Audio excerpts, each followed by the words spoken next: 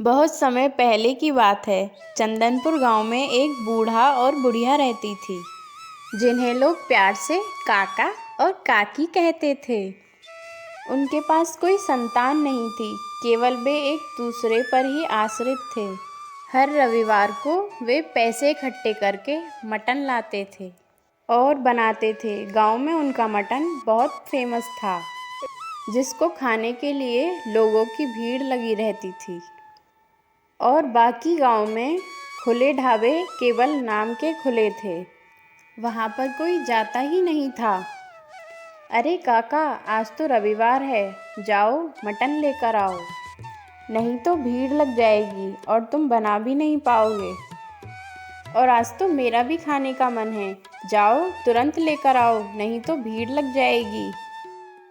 अरे बेटा मदन, मैं मटन लाने ही जा रहा था, बस थोड़े पैसे कम हो रहे हैं, क्योंकि मैं सोच रहा था आज 50 किलो मटन लेकर आऊं और बनाऊं, क्योंकि पिछले रविवार को कुछ लोगों ने मटन पाए ही नहीं। और अगर कोई मटन खाने आए और उसे ना मिले तो मुझे बहुत बुरा लगता है। तो इसलिए तुम आज थोड़े पैसे दे दो, जिससे मैं मटन बढ़ा लूं। काका की इतनी बात सुनते मदन काका को कुछ पैसे देता है।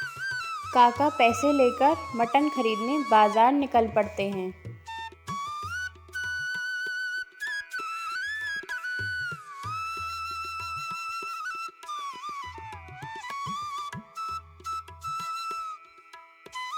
अरे काका, आज कुछ पहले ही आ गए।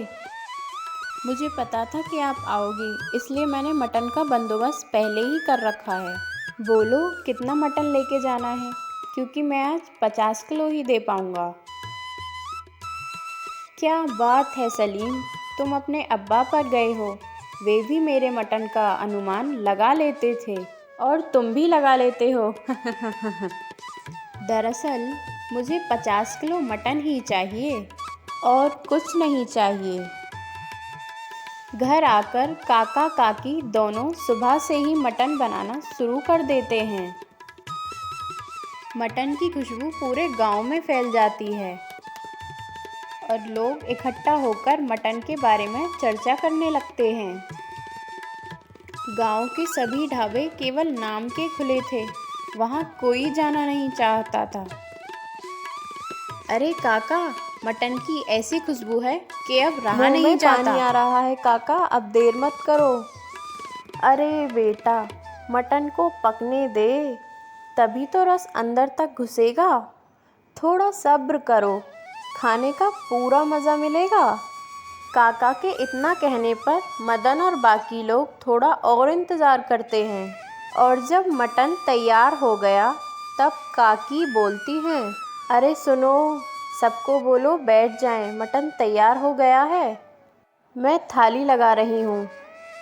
काकी के इतना कहने पर काका सबको बैठा देते हैं। फिर एक आदमी कहता है, काकी आपके हाथ में तो जादू है।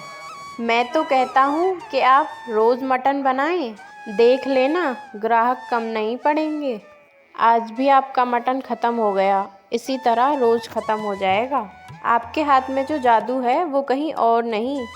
फिर दूसरा आदमी कहता है, हाँ काकी, आप रोज़ मटन बनाएं, हम आपके पास ही आकर खाएंगे, दूसरी जगह नहीं जाएंगे।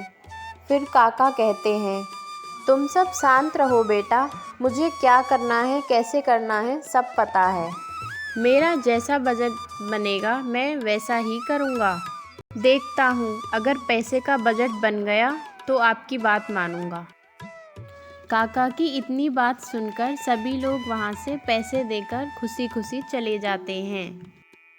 सभी लोगों के जाने के बाद काकी काका से कहती हैं, सुनो, क्यों ना हम अपना एक ढाबा खोलें, क्योंकि हमारे अंदर इतना हुनर है तो हम इतना कम पैसा क्यों कमा रहे हैं। थोड़ा ज़्यादा कमाएं और क्यों ना दूसरों की मदद करें। अरे तुम पगला गई हो क्या? किसी तरह व्यवस्था करके मैं रविवार को मटन लाता हूँ। बस एक शौक़ है मटन बनाने का। तुम्हें पता होना चाहिए कि एक ढाबा खोलने में बहुत ही पैसा चाहिए। इतने सारे पैसे मैं लाऊंगा कहाँ से? नहीं जी, खुलेगा तो अब ढाबा ही। क्योंकि मेरा सपना है और मेरा सपना पूरा होकर रहेगा। उसे तुम पूरा करोगे, चाहे जैसे भी करो।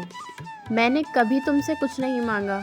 मैं चाहती हूँ कि काका काकी नाम से एक ढाबा हो जिस पे हम मटन बनाएं। हाँ ठीक है, जब तुम इतना जिद कर रही हो तो मैं कल बात करूँगा। धनीराम सेठ के पास जाऊँगा और उनसे कुछ पैसे उधार लूँगा। चलो अब ज़्यादा चिंता मत करो, अब रात हो रही है, सो जाओ। फिर इतना बोलकर काका काकी सो जाते हैं। और फिर अगली सुबह गांव का एक आदमी काका काकी के पास आता है।